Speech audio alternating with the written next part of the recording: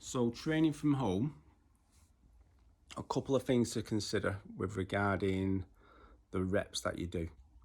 So we're not even talking about exercise selection at the moment.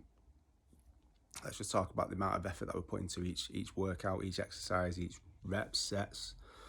And in particular, we'll start looking at effective reps or more effective reps. So regardless of how many reps you're doing per set, because it is a bit of a balancing act, there's a couple of things that you need to balance in. So it's the amount of reps that you're doing and what intensity you're working at. Also depends what your goal is. So if it's a strength goal, the rep ranges and intensity is going to be slightly different to if it's a hypertrophy goal. If it's an endurance goal, it's going to be different still. So let's look at like hypertrophy work, so building muscle, which is basically everyone's kind of, well, not everyone, but most people's goals at the moment, because a lot of the clients that I've had that have come back to me, or clients that I've just started training with me or wanted to train with me before the gym shut, it was looking at losing weight, getting that toned look. I can't do it with two hands because I've got one hand holding the phone and then the other one I'm going old school with video in today, so left all my stuff down at the gym. So yeah, looking at that weight loss and toned look. So we're probably going to be working in that 8 to 12-ish, even though that's not solely the old rep range that I use, but let's talk about that 8 to 12 rep range because everyone knows that. But there are very different ranges that you can use.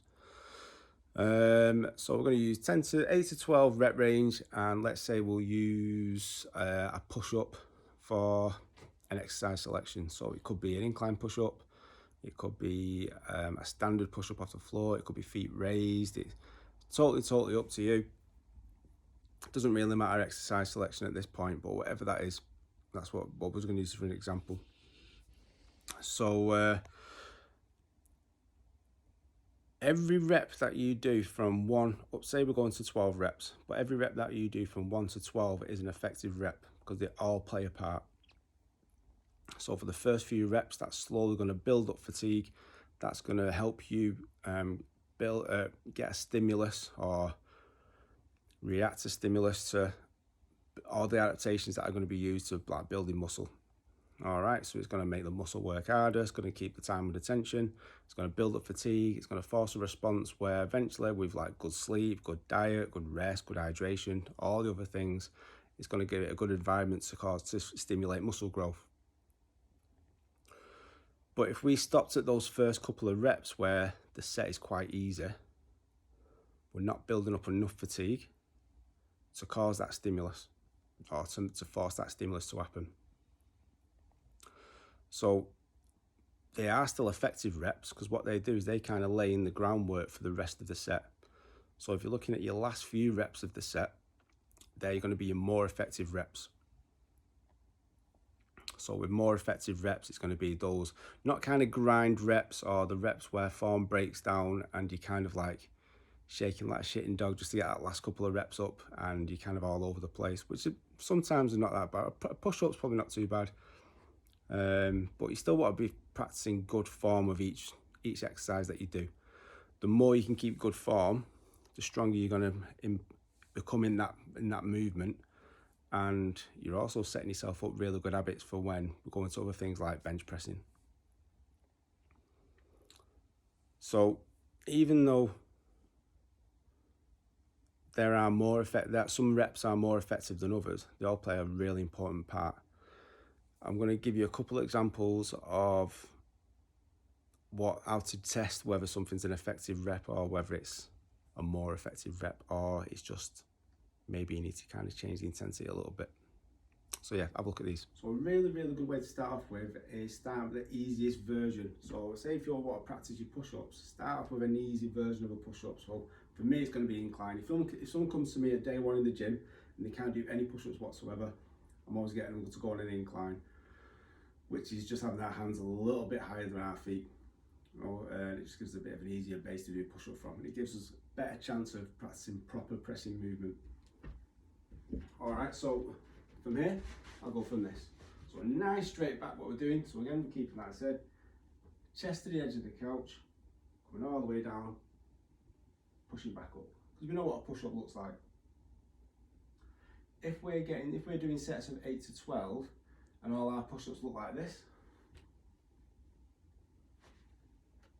and there's no change in tempo, it doesn't really look like there's much, there's no challenge, or it doesn't seem to be getting progressively more difficult, apart from breathing a little bit heavier, then we're probably going to be ready to progress from that quite quickly. So when we get to our last few reps of the set, so 8, 9, 10, 11, 12, if we're getting to there and it's still really, really quick, seems effortless, it's probably we need to change the intensity, not the amount of reps that we do.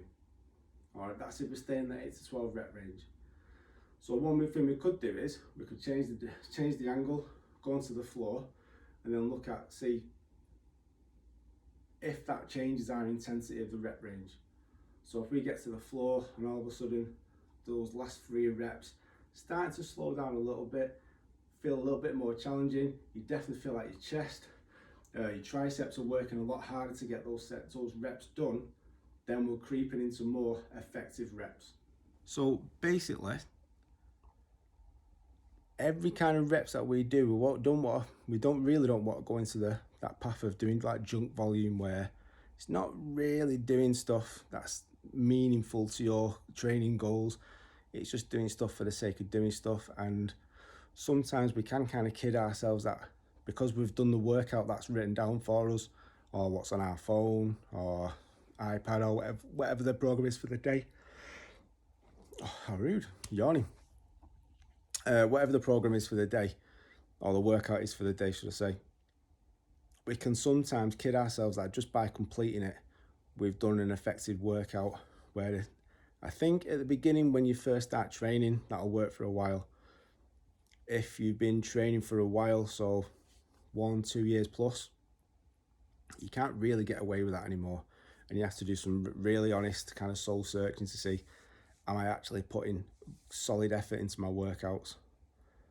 Because deep down, you know when your reps are challenging enough to think, yeah, I've got a good workout there, or there, that's going to do some, not damage. I kind of want to get out of that kind of old school kind of lingo, but it needs to be effective, and that's it. So yeah, enjoy your workout. Keep in mind effective reps and more effective reps. Every rep that you do is important, so don't neglect those earlier reps just because they seem to be a little bit easier. Put a lot of thought into the work that you do and crush it.